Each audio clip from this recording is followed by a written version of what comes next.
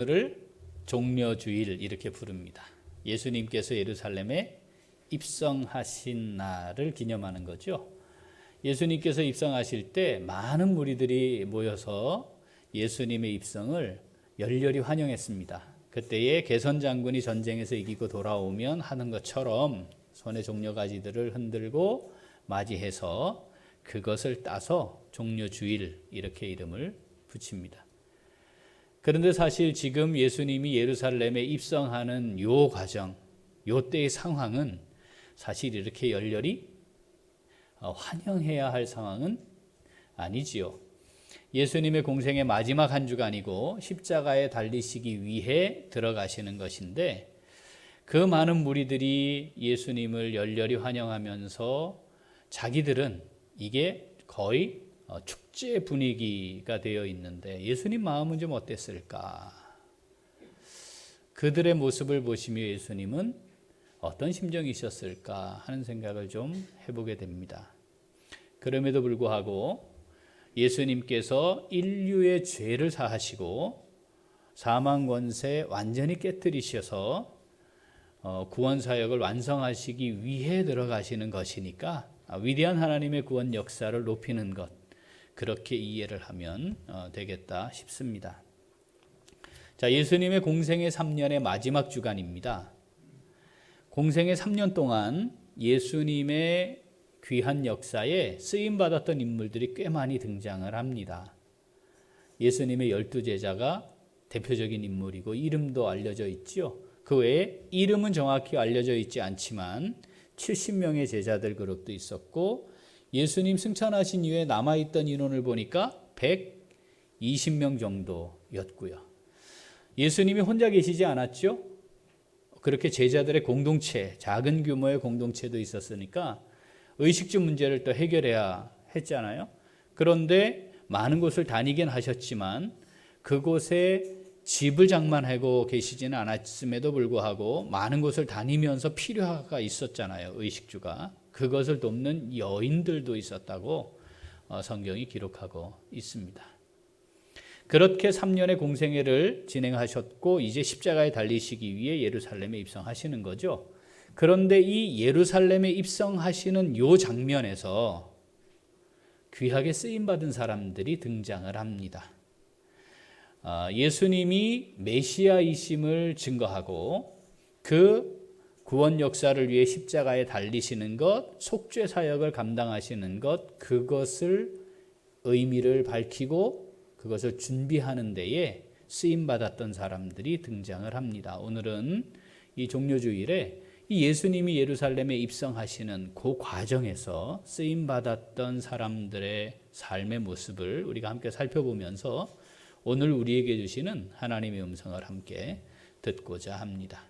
우리가 마태복음 21장 읽었죠. 그런데 마태복음 아닌 요한복음에는 이 예루살렘에 입성하기 직전에 예수님의 모습이 기록이 되어 있습니다. 거기에 특별한 한 가정이 등장합니다. 예수님과 아주 사적으로 이렇게 예수님이 하셨네, 이렇게 하셔도 되나 싶은 가정입니다. 아주 특별한 관계를 맺은 가정이었습니다. 예수님께서 사역을 하러 이렇게 이동을 하시다가 이 집에는 그냥 들어가세요. 그리고 함께 식사도 하셨어요. 우리가 잘 알고 있는 나사로, 마르다, 마리아, 이 가정입니다. 누가복음 10장을 보면 예수님께서 길을 가시다가 이 나사로의 집에 그냥 들어가시는 거예요. 그러니까 얼마나 놀랬겠습니까? 마르다가 그 많은 사람들을 위해 분주히 음식을 장만을 하잖아요. 그 마리아가 옆에 와서 좀 도와주면 좋을 텐데 그 예수님 발치에 가가지고 이렇게 해서 예수님 말씀을 듣는 것 때문에 마르다 사건 기억나시죠? 그게 그렇게 일어났던 사건입니다. 개인적으로 사전에 예고하지 않고 그냥 많은 일행들이 있는데 그 집에 들어가서 식사를 할 수 있다. 이건 굉장히 특별한 관계 아니겠습니까? 제가 혹시 목사님들이나 귀한 손님들이 오셨는데 권사님 집에 왔어요. 그러면 놀라지 마시고 아, 예수님 그렇게 하신 것처럼 목사님 똑같이 하네. 이렇게 생각하시면 돼요. 예. 이거 특별하지 않으면 사실 거의 일어나지 않는 일이죠. 요한복음 11장의 기록을 보면 나사로가 죽습니다. 그 소식을 예수님이 듣고 바로 가지 않으시잖아요. 하루를 더 지체하세요. 왜 그랬죠? 나사로를 사흘 만에 살리시기 위한 거였습니다. 죽은 지 사흘 만에. 이걸 알아요. 그래가지고 예수님께 마리아도 막 마르다도 막 이야기를 했단 말이죠. 속상한 마음에. 그리고 예수님 빨리 오셨더라면 죽지 않았을 수도 있는데 주님 살려주셨을 텐데 뭐 이런 마음이죠. 예수님께서 그 소식을 듣고 하루를 지체하셔서 3일째 되는 날 살리시기 위해 도착을 하시는 메시아로서 하나님으로서 이 계획이 다 있으셨음에도 불구하고 나사로의 죽음 앞에서 예수님이 어떻게 하셨다고 그랬죠? 눈물을 흘리셨습니다. 그만큼 감정이 이입이 되는 그런 관계였음을 우리가 알 수 있습니다. 자, 예수님이 이제 마지막 십자가에 달리시는 과정이에요. 그걸 위해 예루살렘 입성하시는데 이때도 이 나사로, 마르다, 마리아의 집을 지나치지 않으십니다. 바로 직전에 이 집을 들리시는 거예요. 자, 요한복음 12장 1절부터 같이 읽어보겠습니다. 유월절 엿새 전에 예수께서 베다니에 이르시니 이곳은 예수께서 죽은 자 가운데서 살리신 나사로가 있는 곳이라. 거기서 예수를 위하여 잔치할새 마르다는 일을 하고 나사로는 예수와 함께 앉은 자 중에 있더라. 마리아는 지극히 비싼 향유 곧 순전한 나드 한 근을 가져다가 예수의 발에 붓고 자기 머리털로 그의 발을 닦으니 향유 냄새가 집에 가득하더라. 제자 중 하나로서 예수를 잡아줄 가룟 유다가 말하되 이 향유를 어찌하여 300데나리온에 팔아 가난한 자들에게 주지 아니하였느냐 하니 이렇게 말함은 가난한 자들을 생각함이 아니요 그는 도둑이라. 돈괴를 맞고 거기 넣는 것을 훔쳐가미러라. 예수께서 이르시되 그를 가만두어 나의 장례할 날을 위하여 그것을 간직하게 하라.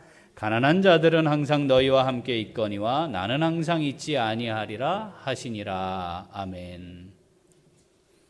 이 가정에 들어가셨고 잔치를 합니다. 마르다가 손이 커요, 그죠? 이 일행들을 위해 잔치를 합니다. 거기에 누가 같이 있었다고요? 죽었다가 살아난 나사로도 있었습니다. 이 마르다가 예수님이 언제 오실지 모르지만 지금처럼 무슨 핸드폰이 있기를 합니까? 카톡이 있기를 합니까? 내일 갈게 뭐 이런 게 아니잖아요. 예수님이 언제든지 오시면 마음껏 대접할 수 있는 예수님의 사역의 행로에 힘이 되어드리는 그렇게 쓰임받는 사람이었습니다. 마리아는 예수님의 머리에 향유를 부어요. 300데나리온이면 1년치 연봉이잖아요. 한 데나리온이 하루 품삯이니까 그걸 머리에 부어요. 주변에 있는 사람들이 열받았어요. 왜 이걸 허비하냐?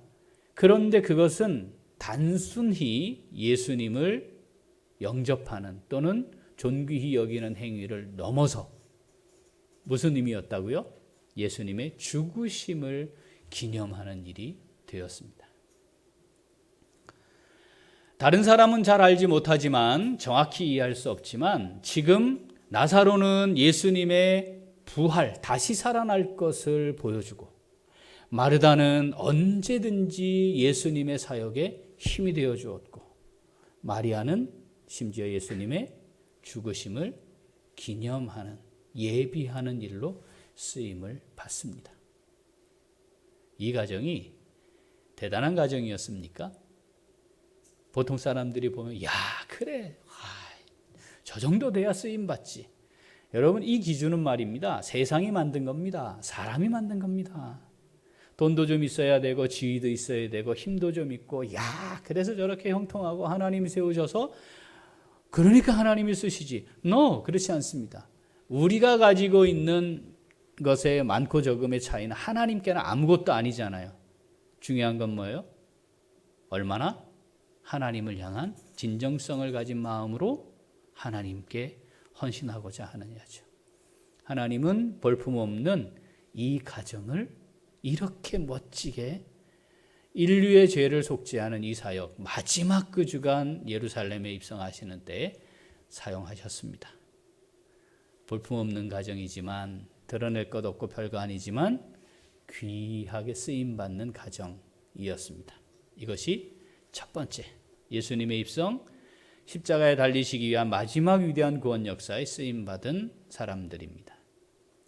자, 두 번째, 예루살렘에 입성하실 때에 이것이 갑자기 일어난 일이 아니고요. 뭐죠? 구약에 예언된 대로 하나님의 말씀을 성취하는 거였어요.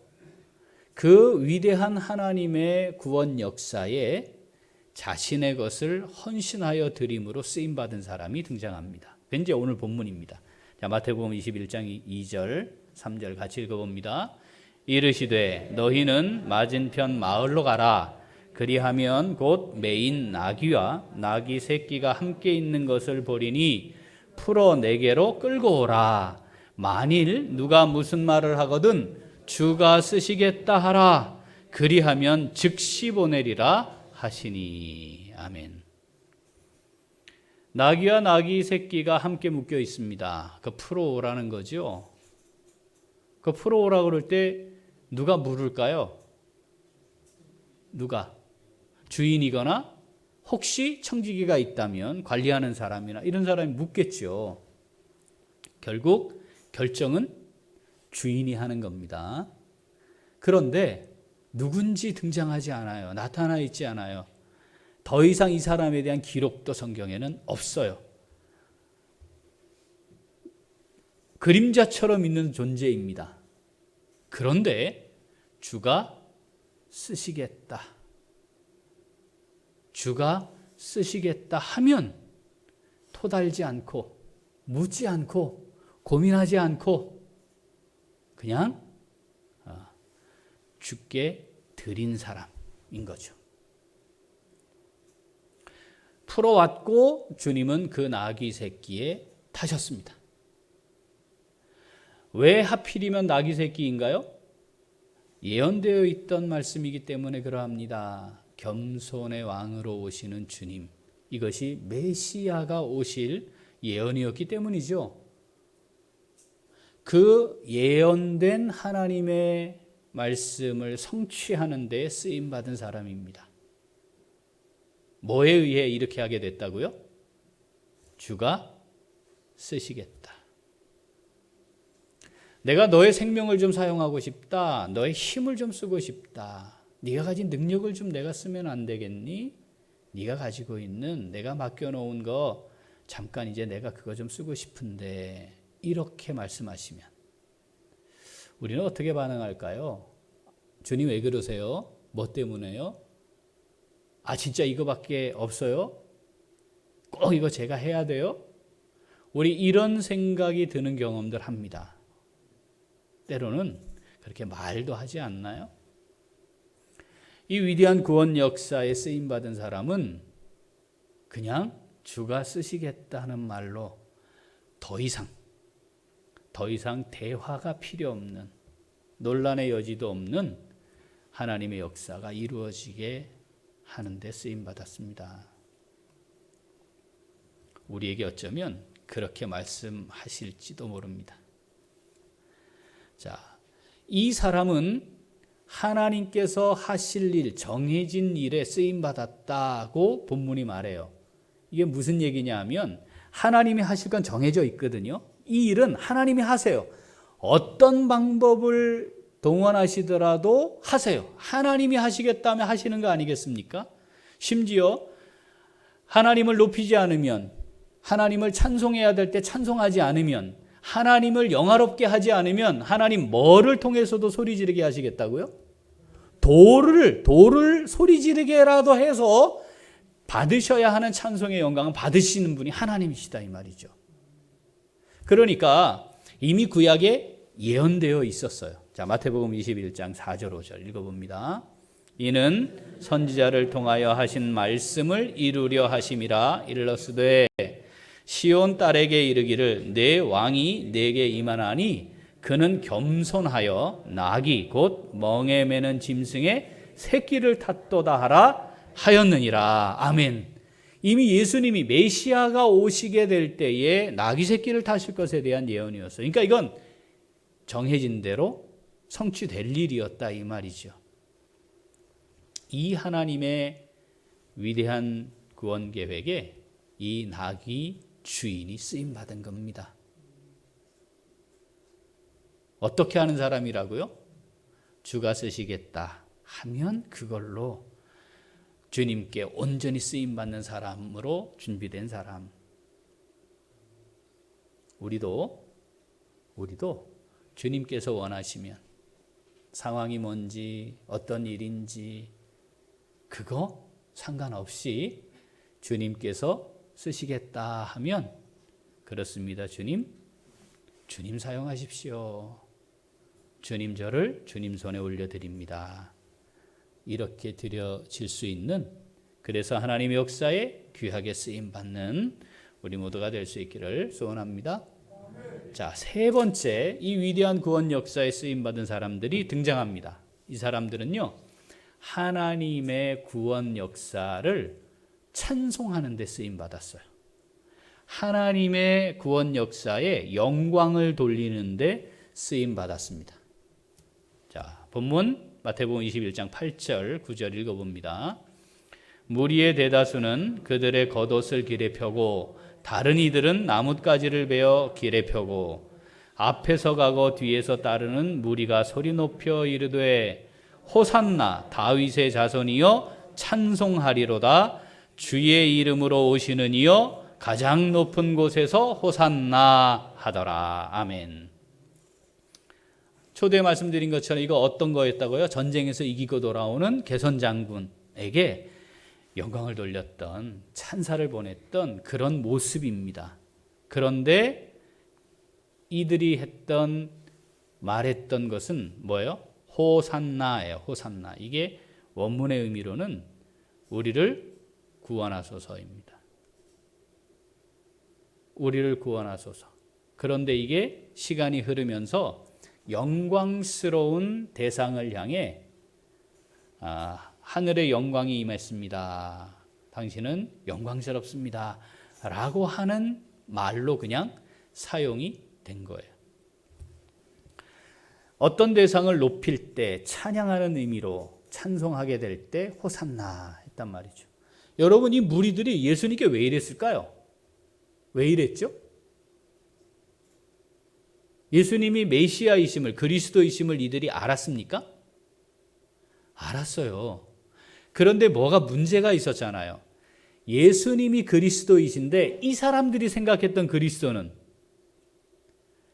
이 사람들이 생각했던 구원자는, 메시아는 로마의 압제에서 우리를 독립시켜줄 정치적인 지도자로 이해했잖아요. 그래서 이 나라, 하나님의 영적인 나라가 아닌 이스라엘 나라, 로마에 속박되어 있는 이 나라를 독립시켜줄, 그 나라를 세워줄 메시아로 이해했단 말이죠. 그럼에도 불구하고 이 사람들은 지금 자기들의 입술로 그렇게 하나님이 받으시기를 원하는 그 영광의 소리를 찬송으로 표현하고 있는 거죠. 호산나, 다윗의 자손이요, 주의 이름으로 오시는 이여 가장 높은 곳에서 호산나. 정확하게 하나님께서 원하시는 내용에서 출발하지는 않았지만 지금 예수님의 입성을 향해 그 상황 속에서 하나님의 위대한 구원 역사라는 것을 그들은 그들의 입으로 함께 모여 영광 돌리며 찬송했습니다. 우리 할렐루야 찬양대 칸타타 준비 잘하고 계시죠? 우리 대원들이 지금 한두 분씩 확진되면서 이렇게 막 이빨이 빠지는데 이번 주에는 대충 다 정리될 줄로 믿고 네, 칸타타 준비하시잖아요. 칸타타를 준비하실 때 특별히 수고하고 애쓰잖아요. 많이 수고하시잖아요. 칸타타를 통해 하나님께 영광 돌리고 싶은 그 마음이 사실은 우리의 삶의 자리에서 매일 있어야 합니다. 매일 그 마음이 있어야 되고요. 매일 우리의 삶의 자리에서 하나님의 이름을, 구원자 예수 그리스도 나의 주님을 높임이 있어야 합니다. 하나님이 그거를 원하시는 거죠. 이 무리들이 근데 어떻게 여기에 왔을까요? 우리가 성경을 10절 11절 마태복음 읽진 않았는데 여기에 보면 예루살렘에 들어가시니까 온 성이 소동했다 그랬어요. 그러니까 몇 명이 대충 모여가지고 일어났던 일이 아니고 아주 큰 무리여서 예루살렘 성에 있는 사람들이 야 저거 뭐야 할 정도로 그 광경이 대단했다는 것을 알 수 있습니다. 어디서 왔죠 이 사람들? 여기 왜 왔어요 그런데? 자, 우리가 아까 살폈던 요한복음 12장 거기로 가보면 단서가 나옵니다. 자, 12장 요한복음 12장 9절 읽어보겠습니다. 유대인의 큰 무리가 예수께서 여기 계신 줄을 알고 오니, 여기가 어디예요? 나사로 집이에요. 계속 읽죠. 이는 예수만 보기 위함이 아니요 죽은 자 가운데서 살리신 나사로도 보려 함이러라. 대제사장들이 나사로까지 죽이려고 모이하니. 큰 무리가 거기 모인 거예요. 예수님이 거기 계시다는 것을 알고 온 사람 더하기 누구 보려고요? 나사로를 보려고요. 나사로가 어떻게 살아났죠? 이게요 정말 쇼킹한 거거든요. 무덤에 가서 나사로야 나오너라 하니까 수족, 몸을 배로 동인 채 수건으로 얼굴은 가린 채로 무덤에서 나왔어요. 이거 어땠을까요 광경이? 여러분 여기에 지금 그거 본 사람들이 있었고요. 본 사람들이 가만히 있었겠습니까? 여러분 우리가 그거 봤으면 나만 아는 비밀로 간직했을까요? 아니었을 거예요. 못 본 사람들한테 어깨에 힘 빡 주고 너는 못 봤지 나는 봤거든 그러면서 막 침튀면서 얘기하지 않았겠어요? 그게 삽시간에 퍼져나갔을 겁니다. 지금 여기 보니까 자, 다 같이 이제 6월절이잖아요. 그죠? 그러니까 어디로? 예루살렘으로 사람들이 전 세계에서 흩어졌던 유대인들도 오는 절기니까 그때는 이제 예루살렘 가까이 다 온 거예요. 거기에 사람들이 기왕에 가는데 아니 그 죽었다가 3일 만에 살아난 그 나사로 집이 이 근처래. 그러면 어떻게 하겠어요? 가다가 들리는 거죠. 그래서 큰 무리가 왔다 이거예요.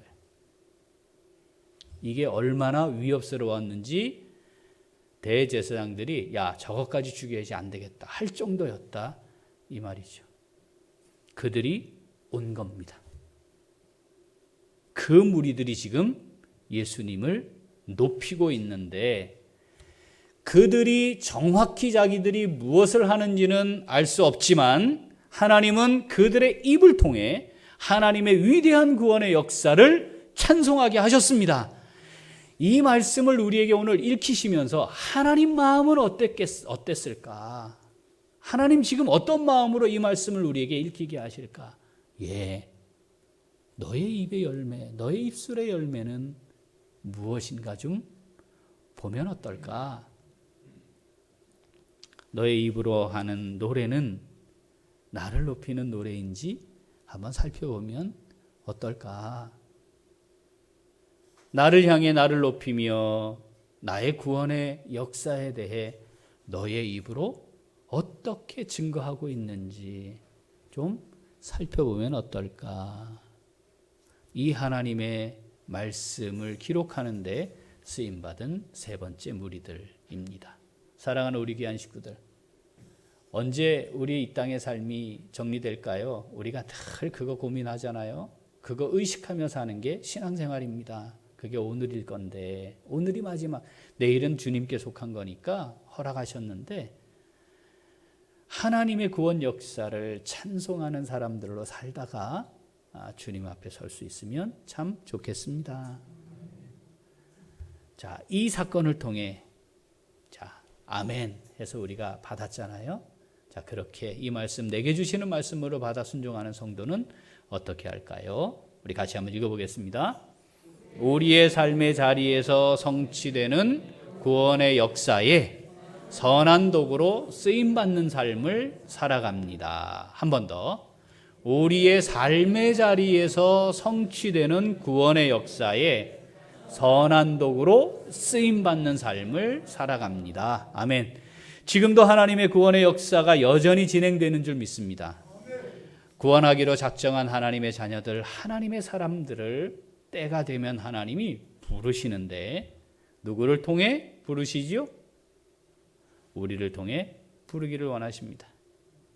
우리를 통해 부르기를 원하시는 하나님의 사람들이 있음을 놓치지 말아야 합니다.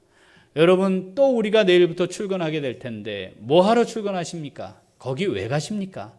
돈 벌러 가야지요. 열심히 일해서 돈이 있어야 살아가니까 그러려고 가시지 않나요? 그것이 전부이면 안 돼요. 나를 보내시는 그 자리는 여전히 하나님이 지금도 하나님의 나라가 되게 하기를 원하시는 곳입니다. 여전히 하나님의 구원의 역사가 일어나도록 계획하신 곳입니다. 누구를 통해서요? 나를 통해서. 그러니까 나의 삶의 자리 그곳에서 하나님이 무엇을 하기를 원하시는지, 하나님의 나라를 확장하기 위해 하나님은 어떻게 하기를 원하시는지, 지금 내가 만나는 이 사람들을 하나님이 구원하기를 원하실 텐데, 구원 역사가 여전히 지금 이곳에 임하기를 원하실 텐데, 계획하셨을 텐데, 나는 어떻게 쓰임 받아야 할까? 그것을 살피고, 우리 힘과 능력으로 합니까? 아닙니다. 우리가 능력이 있으면 얼마나 있고 힘이 있으면 얼마나 있겠어요. 그걸로 되는 게 아니고 주님 손에 들려지면 되는 것이니까, 주님 손에 잘 들려진 도구로 오늘 이 자리, 나의 삶의 자리, 하나님, 내가 만나는 사람, 내가 대하는 일들, 이것을 통해 이곳이 하나님의 나라가 되고 하나님의 구원의 역사가 선포되기를 소원합니다. 이 마음으로 하나님께 멋지게 쓰임받는 우리 모두가 되면 좋겠습니다. 정리하죠. 자, 나사로 예수님의 부활의 모형이었습니다. 그걸 선포했고요. 수많은 사람들이 예수님을 믿게 되는 귀한 도구로 쓰임받았습니다. 마르다, 언제든지 주님을 접대하고 대접하고 봉사하고 세우고 함께하는 무리들을 위로하고 격려하면서 자기의 것을 헌신하여 섬기는 귀한 일꾼으로 쓰임 받았습니다. 마리아, 예수님의 입성 때에는 위대한 구원의 역사를 이루는 그 죽음을 예비하는 자로 쓰임 받았습니다. 이 가정이 어땠다고요? 뭐 별거 없는 가정이었다 이 말이에요. 별거 아니에요. 그런데 하나님의 위대한 구원 역사에 쓰임 받았습니다. 사랑하는 우리 귀한 식구들, 우리 가정을 놓고 이렇게 기도하면 안 되겠습니까? 나사로, 마르다, 마리아 가정처럼 하나님의 위대한 역사에 귀하게 쓰임받는 가정으로 세워 주시옵소서. 그렇게 드리기를 원합니다. 그리고 특별한 하나님과의 관계를 맺으면 얼마나 좋겠습니까? 다 똑같이 하나님 사랑하셔야지. 그건 우리가 할 수 있는 말인데 하나님 그렇게 안 하시잖아요. 성경을 보면 그렇지 않잖아요. 그죠? 왜 하나님이 특별히 이 가정을 특별하게 이뻐하셨을까요? 돈이 많아서? 좋은 걸 하나님께 자꾸 드리니까? 뭐가 통하니까? 뭐 다양한 이유일 수 있어요. 중요한 건 이들의 마음이 언제나 하나님을 향해 있었다는 겁니다. 나사로, 마르다, 마리아처럼 귀하게 쓰임받는 우리 가정이 될 수 있기를 소원합니다.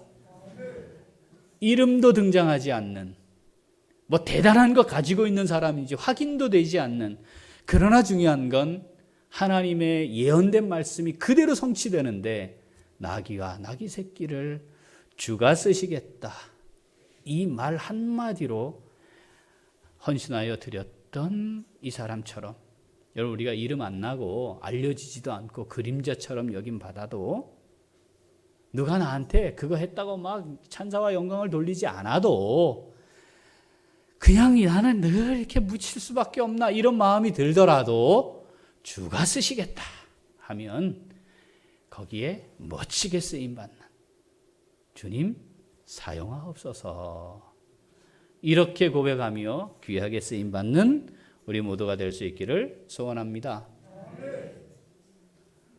하나님 영광 받으시기를 원해요. 찬송을 통해 하나님의 위대한 구원의 역사 우리의 입으로 증거하고 높이기를 원하십니다. 우리의 입술의 열매가 그렇게 드려지면 좋겠습니다. 우리의 삶의 열매로 그렇게 하나님의 찬송과 영광이 되면 좋겠습니다. 골로새서 1장 24절 같이 읽어봅니다.